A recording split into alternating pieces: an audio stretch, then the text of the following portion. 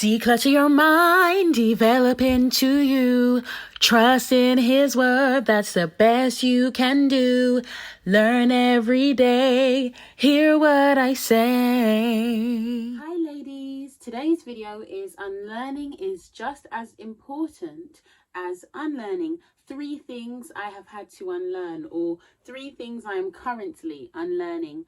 Now, each of the things that I mention here can be done as a video in and of itself. So maybe I'll do 3 separate videos after this. So I'm just going to kind of give a brief overview of 3 attitudes that I'm unlearning. The first thing is my attitude towards submission.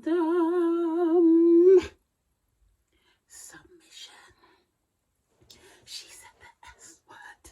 She said the S word.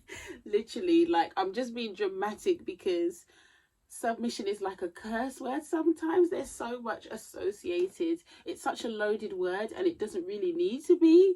Do you know what I mean? It's a word that's in the Bible. You know what I mean? Like, it's not a word that we made up, okay? But like, for me, when I look at my marriage, my attitude towards my husband, we both have faults, but I'm speaking about myself here because, you know, usually that's what some women do. Well, you're speaking about yourself. Well, what does he do? You know what I mean? But when I look at me, there was even a time where if I just brought him his plate of food, I was vexed because I just felt like, you've got 2 hands, you can get your own food. Why do I have to share for you? Like, I really believe that as I really looked into it, I've been so heavily influenced by feminism, and I understand, and I can't speak as an authority on feminism. I understand that initially it was for equality, but have you ever heard the saying that oppressed becomes the oppressor? I just think that there are a lot of, and it's a known thing, in all movements there are people who take it to an extreme. So instead of just wanting equality, now you hate men, and men are ish, and men are dogs, and men are trash. And not to necessarily say that I spoke to him. No, I have spoken to him negatively, actually. I've been really feisty. But like, for me, it was just an attitude of really like, yeah, oh yeah, you're the head of me. You know what I mean? Like, with my Christian self, yeah, he's the head of the home. But really and truly, when it came down to it and the decisions on certain things, it's a fight. It's a fight. And I don't know, check out my video on It's Not What You Say, It's How You Say It. About like constructive criticism. I think I called that in the tagline, in the thumbnail. But even like I've said in that video, there will be times when my husband is telling me something constructive criticism, but because of my attitude, it's like, oh, you know what I mean? What do you mean? And I just want to do my own thing. And I'm telling you, my media, when I look at the shows and stuff, as I said, you assess and you think, okay, what were the themes? What was the rhetoric? What was their attitude towards life, towards men, relationships? And then you see, yeah, like, I have to admit, I've been heavily influenced by feminism. So I really have to unlearn that, because the reality is, without the Holy Spirit, you know, speaking to the balance of it all, without the Holy Spirit, we do go to extremes. People go to extremes, right? And I'm referring to the whole point of, yes, okay, we want equality, but now, oh, I'm ruling over you. We see this all the time in society, yeah? And I know some people will hear the word submission and then they'll be like, oh, you know, you're on some slave thing. Because even the whole thing of me being a stay-at-home mum, cool, that's another video in itself. Sometimes when you tell people that, it's like that, oh, you're at home. Oh, that's nice. Okay. So, you know what I mean? Like, it's just a whole thing. It's just a whole thing in and of itself. And I thank God for YouTube channels like Bindi Mark, Habits of a Homemaker, to name a few. And Habits of a Homemaker actually has a really good video on all these other homemaking channels. I really think that was so lovely of her. And I thank God for women who have taken it upon themselves to show there is beauty in submission, there's beauty in homemaking, there's beauty in doing these God-given things that God told us to do. I'm telling you, submission. Me and my husband, yeah, we've done the tit for tat, we've done the competition over who's more tired, we've done the fight, and I'm telling you, we're a team. He has his role, I have mine, and I don't know why I'm holding this, but it's fun right now.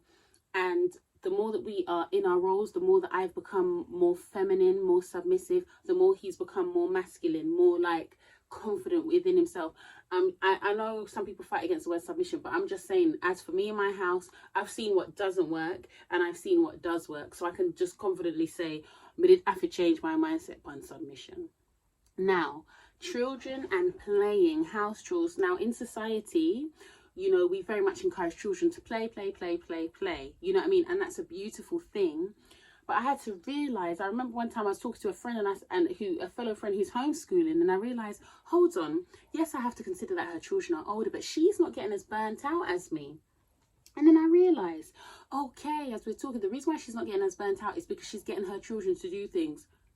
Duh. You know what I mean? Like, again, not like my husband had to mention certain things, but you know, you have to realize, like, hold on, the children are getting older.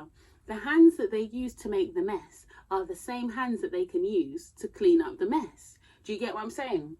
So you start to correlate, oh yeah, they've got hands, they're getting older. You know what I mean? I'm not just like a maid. I'm not, because when you don't encourage children to help around the house, you will literally just feel like the help. Yeah? You will literally be walking around feeling like that, feeling resentful and all these things. I've spoken about all these things before. So I had to adjust my mindset on, yes, I want the children to have a light, fairy childhood. I want them to be happy. But in them being happy, they need life skills, they need preparation. I can't be doing everything and getting burnt out. So yes, they can make up their bed in the morning. They can pick up after themselves. Because trust me, when you're a stay-at-home mum, you don't even realize sometimes the amount of little things that you're doing every single day. You're just so in a mindset of just getting things done that you don't realize how much you may be picking up after people, and all these extra spillages, the extra toys, whatever it may be, it's all adding to your burden. So it would do you well, especially my fellow stay-at-home mums in this, it would do you well to encourage your children to help out. And for me, the reason why this is important as well is because our view on homeschool is holistic. It's about character building, life skills, the relationship with Jesus, all of that. And it feels good to know that I'm setting them up for life. And, oh, I made a point as well here. Look, you see my notes. If they don't do it now, they have to unlearn it. This is key as an adult. What does this look like? Never excelling in your career because they just want to get pleasure, but growth. There's a certain level of pain in growth, yeah? And it may not just be career, it may be in relationships. It's just their whole outlook and attitude on life. They only just want to do just enough and never more. They never strive for excellence. You never want to be excellent. And even, guess what? Ta-da! Even if you're not a career woman, for those who are very negative towards stay-at-home mums, you can still have excellence in what you're doing at home. It's not just about sitting at home and we're watching The View all day. There's things to be done. And I'm telling you, if you're striving for excellence in your homemaking, you're building up so much skills, character strength, and different things. If you were to do a CV, there's a lot of jobs you could go for. I'm telling you. Sometimes we really have to put a little bit of respect on our names. The third thing that I'm unlearning currently, and I think I'll do a video on this when I'm more like, yeah, like I've actually outgrown this, is the poverty mindset. A poverty mindset. I found a definition on a website called alanweiss.com. The definition of a poverty mindset here is: a poverty mentality is one that influences behaviours consistent with beliefs that money shouldn't be spent, opportunities are limited, any risk at all is dangerous, any success is temporary and non-replicable, which means it can't be repeated, and generally remaining in the back of the pack is the safest. Oh, come on, you can break down that whole definition there. Money shouldn't be spent. You know, instead of getting quality, you're always shopping like, oh, let me look for the bargain, the cheapest. Okay, let me correct that. If you're looking for bargain on quality clothes, I can understand that. But if we're always looking for the cheapest, you're spiting yourself. Like for me, our situation, we're currently, you know, working in being in harmony about finances and want to come out of debt because we've not been taught. We're having to learn so much. I've made so many mistakes. I'm telling you, I've done things like go into account and just spend money. Like that's me being vulnerable and sharing because I've just been so irresponsible. So it's like a lot of years of bad habits that I'm unlearning, yeah? And this thing on money shouldn't be spent. You know, when people are just so penny pinching, you're literally spiting yourself. You're spiting yourself. And I was watching a very good video by Myron Golden. He has such fantastic content on finances, and he said something to the effect of, you know, you'd prefer to do something yourself instead of pay someone for it, but you don't realize that you could actually have more benefit of someone else doing something for you, because time is not equal to money. Time is more valuable than money. Money you can get back, time you cannot get back. Yeah, that's the reality of life. So there's so many things that we don't want to spend money on. Oh, I'll just do this, I'll just do this. But when you look at it, there's so much time that you're losing because you just want to do everything yourself, and you're ending up wasting more money, because when you don't buy quality, you have to spend again, innit? Yeah, when you don't buy quality, when it rip up, tear up, easy. Now, oh look, do you see what I'm saying? So we just have to keep it real with that.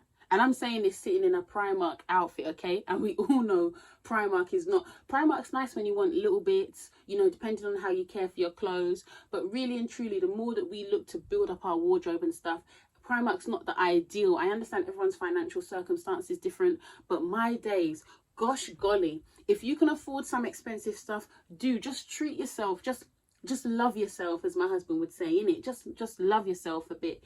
The poverty mindset that I've had to work on is oh yeah, that's one of the things. If I felt like, oh, this person's copying me, or I've really had to think about that, because again, you see, the poverty mindset says opportunities are limited. So if you believe that opportunities are limited and you think, oh, someone's going to copy my idea, then that's a poverty mindset, because guess what? There's only one Charlotte in the whole wide world. Someone could literally take my YouTube videos and do them over, but they're not going to have my cadence, my energy, my thoughts, my ideas, my vibe, all the things that make me Charlotte.